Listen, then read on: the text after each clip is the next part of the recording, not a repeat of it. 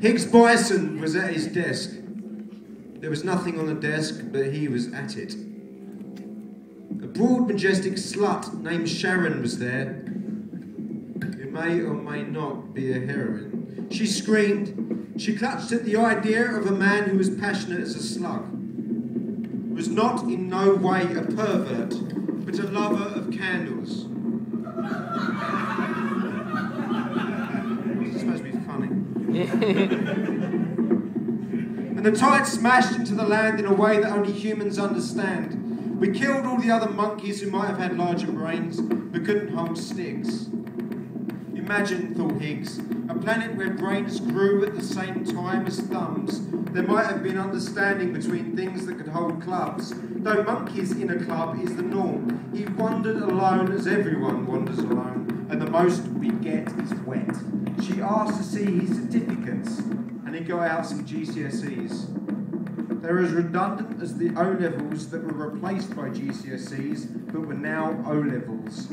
My husband is passionate and wants to have sex a lot. I can help you there, replied Higgs.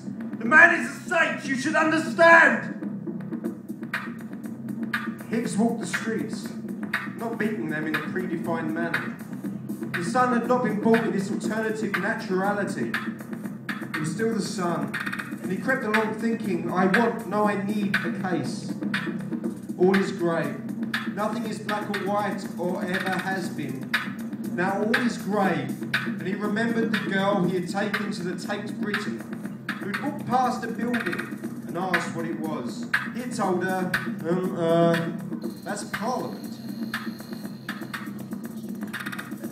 He laughed to himself and farted and cried a little because it was the truth. He was alone and there's no getting out of personal experience. That's what it means. Whatever your environment, you're tied to the cunt. It shapes you. School and parents are hell.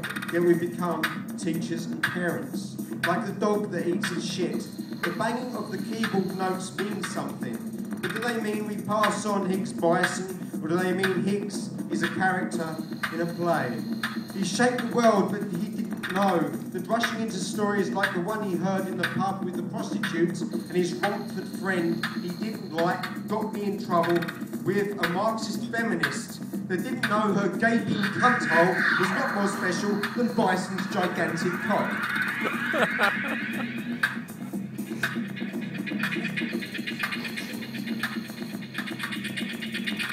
Did you hear what happened last week at Pete's party? No, I said. I ain't. What happened at Pete's party? Only 4 people turned up at Pete's party. Joe, Smith, Tommy and me. We got wrecked. There were no birds or drugs. Glad I missed it, I said. Sounds god-awful. That ain't everything. We got wrecked and Smith suggested we call one of the numbers at the back of the local newspaper. What, the sex lines, I asked? No, for a prostitute, one that visits. Go on. Well, Smith called a number and she came round about half an hour later. She was short, long black hair, big loopy earrings, green eyes, weren't too bad, probably in her mid-30s, had on a lot of makeup. Her name was Zoe. She had a big bloke with her. Pimp, I asked. Yeah, he came in and sat in the living room with us. He weren't a bad bloke, but you wouldn't mess with him. Pete was first, it was his birthday. She took him into the bedroom, and we waited with the pimp in the living room. Weren't a bad geezer, he had a beer with us. Anyway, she took Pete into the bedroom, and they were gone about 10 minutes. Then he came out grinning. We bought straws on order after Pete, and Joe was next. I was 4th. Cut to it, I said. I went into the bedroom, and she was naked on the bed, apart from her high heels. She told me to strip and lay down her rules. I wasn't to come in her or kiss her mouth. I'd get myself hard kissing her breasts, licking her nipples. Then I could put it in her, work it till I was about to come. Then I had to pull out and come on her breasts or her face. So I did as she said. She was pretty tight.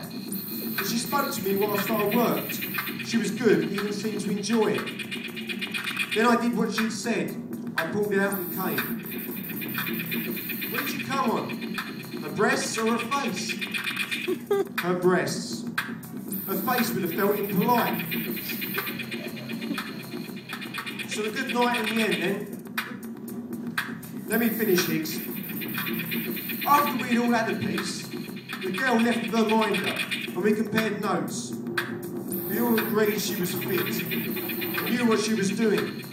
But everyone bar Pete said she smelt bad and been sweaty. We then found out she'd gone through the same process with all of us. And all of us had been too polite to come on her face. We'd all come on her chest. That meant the next guy in the bedroom, when he got down to kiss her breasts, was licking up the residue of the last guy's spunk. And we all thought she was just sweating.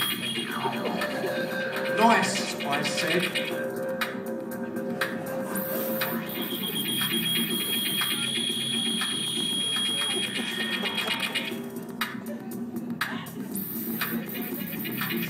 Non-scientific, non-mathematical, though strangely so. Though ignored, Higgs pored over his diary and selected a day's break to collect his thoughts and memories and fucking tie them in a bag and drown them like all the puppies and kittens everybody here has ever loved. The problem being his love for humanity ends in a total annihilation of all morals and kindness. Such was his catharsis when Sharon re-entered through the sunbeam and sat at his desk, and he wondered to himself, what the hell is private detective doing in Essex anyway? What the hell is a private detective doing in Essex? But she said now, my husband is thinking of aborting half the population of thinking children. And Higgs cried, damn it, that is a priority. She offered him €200 and he accepted the case, which he pulled off with aplomb. First he found out where the doctor lived and visited somewhere else, with a hosepipe full of bile and a bike with a massive wheel at the front and a tiny one at the back. He rode this awkwardly to the scene of the crime he was about to commit. With a hammer and chisel on the stone pillar of a church in Venice, he wrote, I am beyond all comprehension, even mine, in Latin. He looked half decent. He fell asleep on the floor. He woke with a huge erection, which is a way to stop the male from pissing himself as he dreams. And he ran to a toilet and heaved his gut upon the cistern. Bent over to stick his erection somewhere near the toilet bowl. I'm sure we all understand what that is like. If you don't, you're still asleep. Reading the words Armitage Shanks, he thought of Simon Armitage in a prison for poetical blandness. He slumped over in the canteen with a crudely made dagger in his back. He got a warm sensation. So things were beginning to make sense. They were not. Because as soon as his brain stopped believing it was something other than a brain, the window above the toilet was splattered in blood with the protest outside. The protest outside was the big end and all. It was about everything, every problem facing things, and the polite governments that realised it didn't matter. There are aliens on this planet called the rich. They poo and piss and are fucking insane. They think they are better. They have their clubs. They deserve to be burnt alive. Higgs, you see, is mildly left-wing and doesn't say that lightly. Though he has strangled a few babies in his time out of love. I bite the hand that feeds because the feed is rotten. flesh of the hand is at least alive. We're getting known as the prerequisite ideal.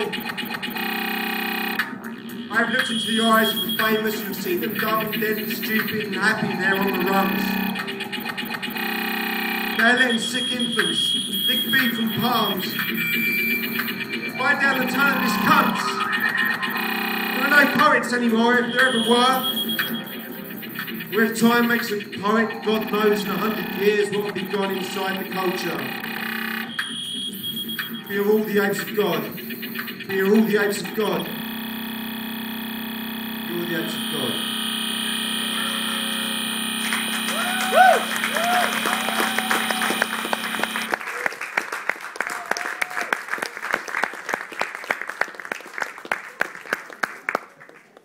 Wow. Tony and Ian, available for children's parties. Okay, up next, John O'Chalice, please.